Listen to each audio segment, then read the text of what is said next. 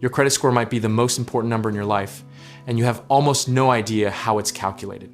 We're talking about a 3-digit figure that decides whether you get a home, a car, a job, or even a phone plan built inside a black box that nobody fully understands, including the people who built it. Here's the wild part. The major credit bureaus, Equifax, Experian, and TransUnion, are private companies with zero legal obligation to fully explain their scoring models to you.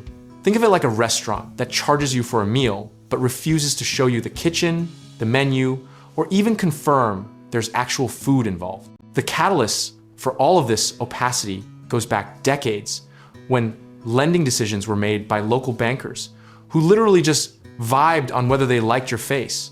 Credit scoring was introduced as a supposedly objective alternative. Fair Isaac Corporation launched the FICO model in 1989, and suddenly one number was supposed to replace human bias with mathematical precision.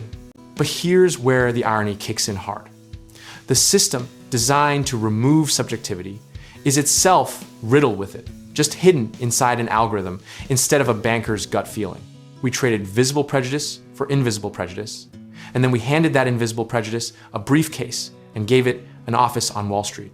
The data feeding these scores, payment history, credit utilization, length of credit history, account mix, and new inquiries sounds clean and rational until you realize the bureaus collect this data from thousands of lenders with wildly inconsistent reporting habits. One lender might report your on-time payment the same day it's made, while another reports 30 days late. And both of those realities can live in your file simultaneously, like financial Schrodinger's cat. Research from the Consumer Financial Protection Bureau has shown that tens of millions of Americans are either unscorable or carry scores built on thin, unreliable files, disproportionately affecting Black, Latino, and low-income communities. The cruel irony is that the people who need credit access the most are the exact people the scoring system was quietly designed to exclude. Now let's talk about the medical debt situation, because this is where things get genuinely scandalous. Several states, including Colorado and New York, passed laws banning medical debt from appearing on credit reports, understanding that a hospital bill from a car accident shouldn't tank your ability to rent an apartment. The federal government under one administration moved toward a similar national rule, and now that rule faces potential rollback, which would put medical debt right back on your report like nothing ever happened. You can almost hear the absurdity out loud. You got sick, you survived, and now your reward is a damaged credit score that follows you for 7 years.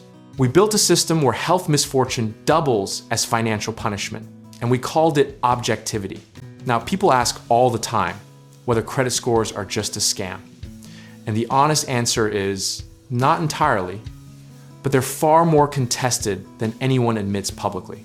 Scores do carry some predictive power for default risk, but the margin of error, the data gaps, and the racial disparities documented in peer-reviewed research suggest we're treating a rough estimate like a divine truth. Historically, every time financial systems have rested on opaque, unverifiable data, the people with the least power have paid the most. The 2008 housing crisis wasn't just about bad mortgages. It was about an entire ecosystem of scores, ratings, and models that everyone trusted and nobody truly understood. And that should sound a little familiar right now. So what do you actually do with all of this? First, you pull your free credit reports from all 3 bureaus at annualcreditreport.com, and you dispute every single error you find. Studies suggest nearly 1 in 5 reports contain a material mistake. You don't need to understand the full algorithm to play the game strategically. Keep utilization below 30%, never miss a minimum payment, and age your oldest accounts like a fine, inexpensive wine.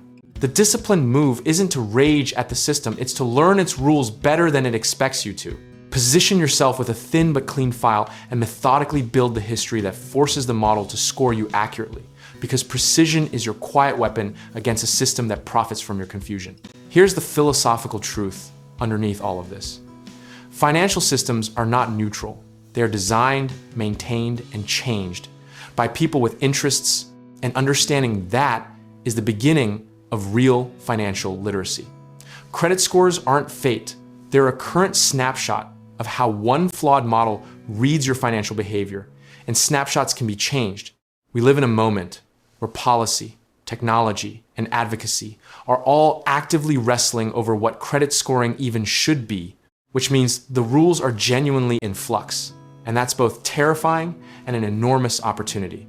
The people who will benefit most are the ones who stay informed, stay strategic, and refuse to cede the narrative of their own financial story to a bureau that doesn't even know their name.